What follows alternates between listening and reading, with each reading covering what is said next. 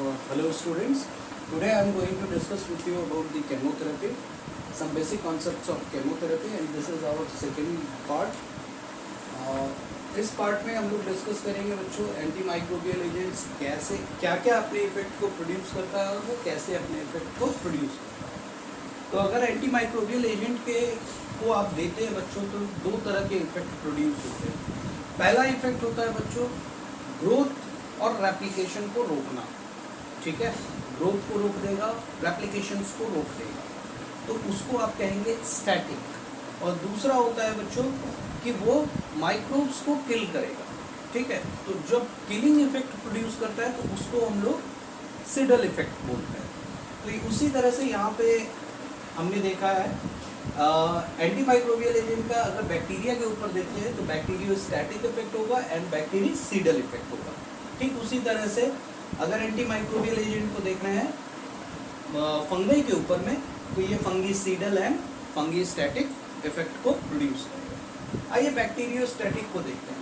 Bacteriostatic के case में क्या होगा बच्चों, it will arrest the growth and replication of the bacteria and thus it will limit the spread of the infection. Same way में जैसे bacteriostatic हमने समझा वैसे ही हम लोग फंगीस्टैटिक को भी बोलते हैं कि भाई ये अरेस्ट कर देता है किसको, ग्रोथ एंड रेप्लिकेशंस को, and it will limit the spread of the fungal infection. Now next thing is what, bactericidal effect. Cidal effect में क्या होता है, ये फंगीसिडल इफेक्ट में क्या होता है, इट विल किल और irreversibly damage the fungus cell या बैक्टीरियल सेल को किल कर देगा या इरिवर्सिबली उसको डैमेज कर देगा, जिसके कारण क्या होगा, माइक्रोब्स डेड कर जाएगा। तो अब यहाँ पे बच्चों हम लोगों ने कुछ एग्जाम्पल्स देखने हैं। कई तरीके के जो भी आप ले लीजिए, गवर्नमेंट के एग्जाम्स होते हैं उनमें भी ये पूछा जाता है, जीपैट एग्जाम्स में भी पूछा जाता है और कई बार आपको शॉर्ट क्वेश्चंस में भी पूछ दिए जाते हैं। Write the examples of bacteriostatic drug और write the examples of fungicidal drugs, तो आपको वहाँ पे एग्जाम्पल्स देने होते हैं। तो वही हमने किया है।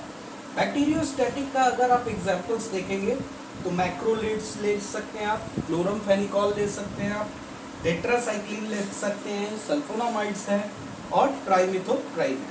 ठीक उसी तरह से बैक्टीरिसिडल इफेक्ट के लिए बच्चों बीटा लैक्टेम है, कोट्राइमाजोल है, एमिनोग्लाइकोसाइड्स है, फ्लोरोक्विनोलॉन्स है, आइसोनियाजाइड है, रिफैम्पसिन है। नेक्स्ट आ जाइए फंगीसिडल इफेक्ट के लिए बच्चों कौन कौन से हैं, एम्फोट्रेसिन बी एंड नेस्टेटिन, ये हो गए।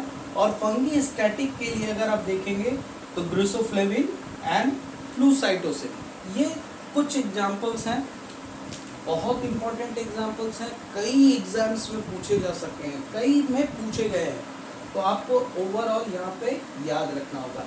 देखिए बैक्टीरियोस्टैटिक और फंगीस्टैटिक जैसे हमने बताया, बैक्टीरिसिडल और फंगीसिडल बताया बच्चों, इसी तरह से आप दूसरे माइक्रोब्स के ऊपर भी एंटी माइक्रोबियल एजेंट का इफेक्ट देखेंगे और यही दो इफेक्ट आपको मिलेगा, या तो वो उसके ग्रोथ और रेप्लिकेशन को अरेस्ट करेगा या तो उसको डायरेक्टली वो किल करेगा। तो अगर किल किया तो सिडल इफेक्ट और अगर उसके ग्रोथ और रेप्लिकेशन को रोका तो static effect. Now next thing is what, अगर ये दो तरह के इफेक्ट को प्रोड्यूस कर रहा है तो ये दो तरह के इफेक्ट कैसे प्रोड्यूस हो रहे हैं, यही कैसे वाला जो वर्ड है, how it is producing its effect, it is what your mechanism of action. तो आइए हम मैकेनिज्म ऑफ एक्शन में देखते हैं। मैकेनिज्म ऑफ एक्शन अगर एंटी माइक्रोबियल एजेंट का देखा जाए, पूरे एंटी माइक्रोबियल एजेंट को देख लीजिएगा तो यही आपको 4 मेथड्स मिलेंगे जिसके थ्रू वो अपने इफेक्ट को प्रोड्यूस कर रहा होगा। कौन कौन सा है, पहला inhibition of cell wall synthesis, bacterial हो चाहे फंगल हो उसके सेल वॉल की सिंथेसिस को रोकने वाले ड्रग्स आपको मिलेंगे। आपको ड्रग्स होंगे, जब आप उन ड्रग्स को दोगे तो वो उसके सेल वॉल की सिंथेसिस को रोक देगा। नेक्स्ट आ जाइए राइबोसोमल प्रोटीन सिंथेसिस, यानी बैक्टीरिया के राइबोसोम्स या फंगी के अंदर में जो भी है राइबोसोमल प्रोटीन सिंथेसिस को इनहिबिट करने वाला आपको ड्रग्स मिलेगा। नेक्स्ट जो कैटेगरी आपको मिलेगा, ये जो नेक्स्ट मैकेनिज्म है that is your alteration of cell membrane integrity, यानी सेल मेम्ब्रेन की इंटीग्रिटी को यानी उसकी आइडेंटिटी को उसमें कुछ चेंजेस प्रोड्यूस कर देगा, जिससे क्या होगा, सेल मेम्ब्रेन परमिएबल हो जाएगा बच्चों, और जो भी चीज़ें रहेगी आगे हम लोग इसको समझेंगे भी डिटेल में।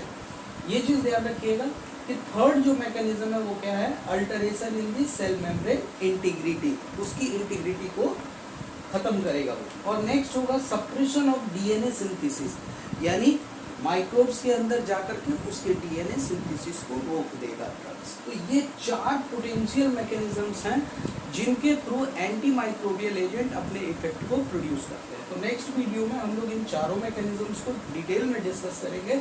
फिलहाल आप याद रखिएगा कि मैकेनिज्म क्या है, कैसे एंटी माइक्रोबियल इफेक्ट प्रोड्यूस होता है। तो एक हो गया सेल वॉल सिंथेसिस को रोक के, दूसरा हो गया आपको राइबोसोमल प्रोटीन सिंथेसिस को रोक करके अल्टरेशन किस में होगा, तो सेल मेम्ब्रेन के इंटीग्रिटी में होता है, और सप्रेस किसको कर देता है, तो डीएनए सिंथेसिस को। सो ये था बच्चों कौन से इफेक्ट प्रोड्यूस होते हैं और कैसे वो इफेक्ट प्रोड्यूस होते हैं, यानी एंटीमाइक्रोबियल के स्टैटिक और सीडल इफेक्ट, और ये स्टैटिक और सीडल इफेक्ट किन मैकेनिज्म्स के द्वारा प्रोड्यूस होते हैं।